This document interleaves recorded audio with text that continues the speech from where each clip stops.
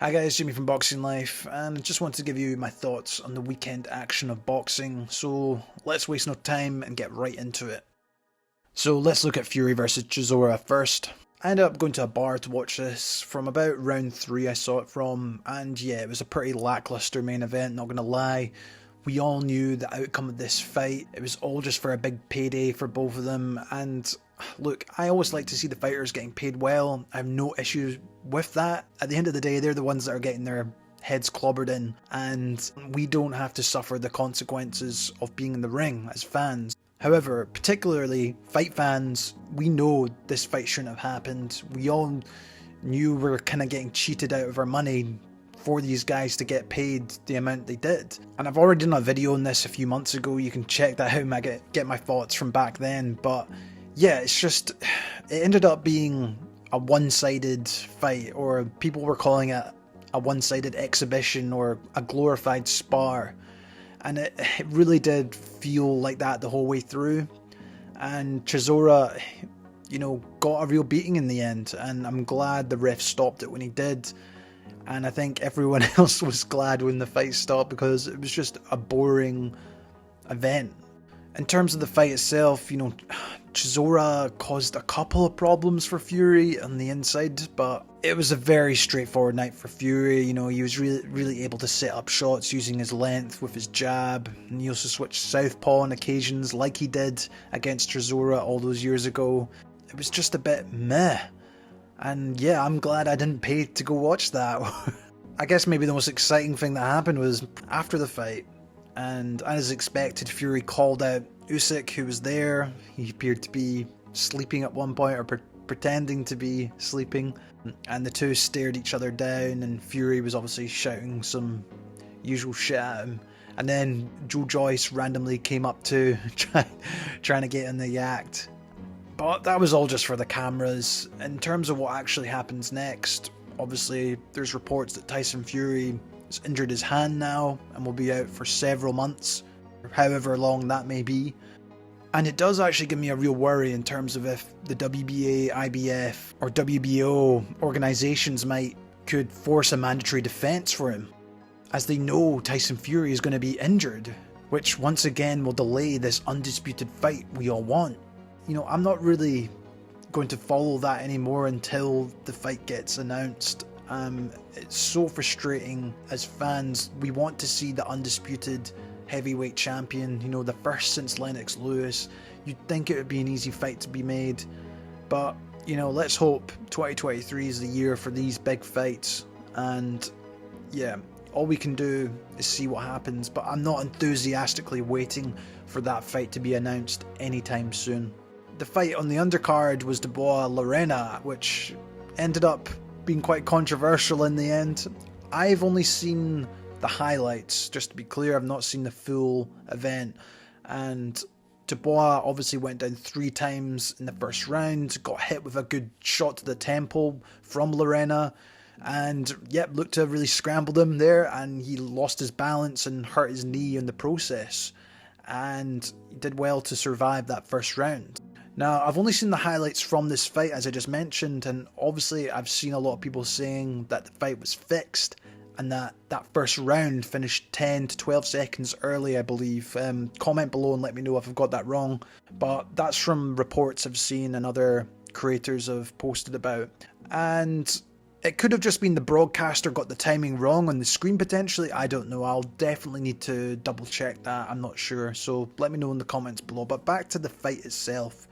And I think Shane McGuigan did a good job in terms of getting Dubois to focus back on using his jab and boxing on the outside for that second round and into that third. And I think that was crucial in him getting a comeback. And actually, just from the highlights that I've seen, it kind of looked to condition Lerena to expect this punch, because Dubois was just throwing that jab. He was just trying to keep him off him, and out of nowhere just was able to land that right hand down the middle excellently. And in terms of the stoppage, I think it was a bit premature from Howard Foster, but he is a ref that stops fights like that so quickly if one of the fighters is badly hurt. It would have been nice to see him actually give him a chance. Obviously landed back on the ropes, which I think does count as an 8 count. a standing 8 count, and the bell had gone as well, so he could have actually gone back to his corner to regroup himself, and Howard Foster could have then assessed it maybe early into that 4th round. So yeah, I can understand why people are jumping on this saying it's a fix. Personally, I don't think it was. It's just, as usual, it's just poor officiating, I think. And I'll need to look into the timing issue that also happened. Overall, I do think Dubois will look at this as a positive, that he actually can bounce back from adversity, especially after that Joe Joyce defeat where he seemed to give up. And I think there's pros and cons to this. I think still a lot to work on. He probably shouldn't have got hit by that left hook on the inside like that. He kind of got a bit careless, but lots to work on, and I think can take a lot more positives than negatives going into his next fight. And then the other big event we had was Estrada Chocolatito.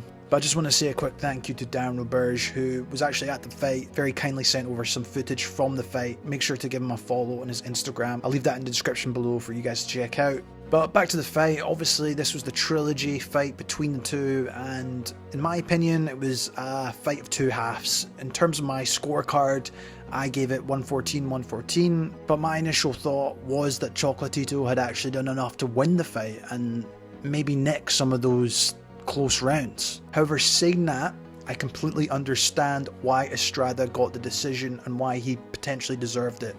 And if I'm being honest, I don't think Chocolatito helped himself. I think it was a slow start. He tried to kind of box Estrada, but you also have to give credit for the way Estrada was boxing in that fight. In terms of Estrada, those first 5 rounds was just a beautiful display of him using his jab, countering, using combinations, moving to his left. It was just a great example of how to keep a pressure fighter off you, especially one of the greatest in Chocolatito. However, Gonzalez's corner really gave a rallying call to get his act together that he was going to lose the fight. And we then started to see him put his combinations together. He was cutting off the ring a lot more effectively, applying the pressure. And through to the round 6 to 11, it was the Chocolatito we all love and know. He was able to push back Estrada onto the ropes, land some great combinations, especially his right hand to the body and up top. And I think those first 5 rounds really did take a lot out of Estrada. However, in some of those rounds he was still throwing and landing some big shots, especially towards the end of the round, which obviously does catch the judge's attention, which could maybe explain some of those swing rounds in 2 or 3 in my opinion. And in the final round, I think Chalk had maybe slowed down from that onslaught, and Estrada was just able to give that little bit more in the final round.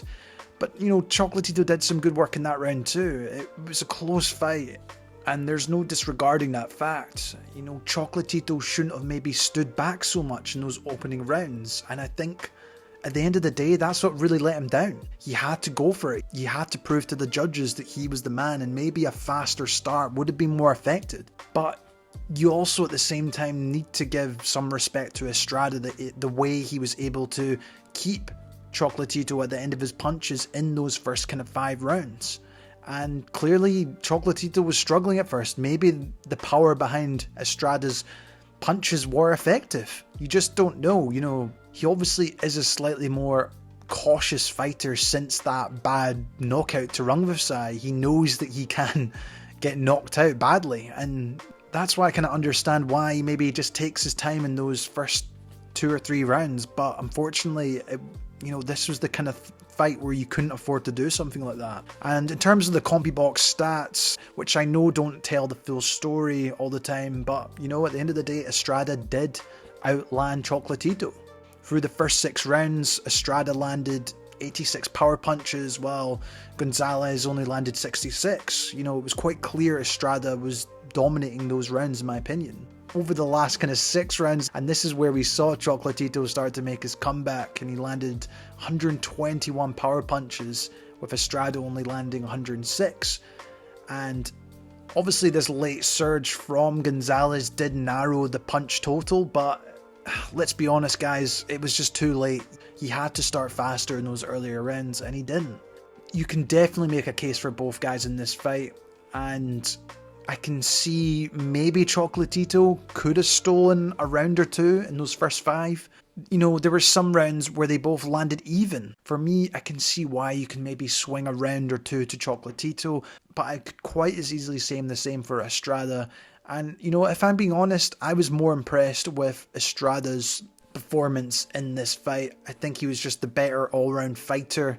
And even though Chocolatito did start to come back into it, Estrada was still landing some good shots on Chocolatito and making it uncomfortable for him, even though he was coming forward in that late surge. And in terms of what happens next, I think obviously people would maybe want to see a 4th, but I think it's best for both these men just to go down a different route now. I think it will be better for Chocolatito. You probably would want this fight again, but I think he needs to go down a different route. And Estrada, you know, now that he's won this, I'd like to see him go on and face someone like Bam Rodriguez or Joshua Franco or something like that. Or even Ioka. I think, same with Chocolatito, one of those guys, I would love to see those fights take place, and they're entertaining fights too. And for me, I think that this is the chapter closed. I think it is a sour ending for Chocolatito. I think he won the last one. Personally, I think it probably should be 2-1 in favour of him instead of the way it is now. But I'd love to hear your thoughts on the fight, guys. Do you think Chocolatito did enough to win, or do you think Estrada's performance was really good enough to get the decision? I'd love to hear your thoughts. As always, guys, thank you so much for watching, and I'll see you in the next one.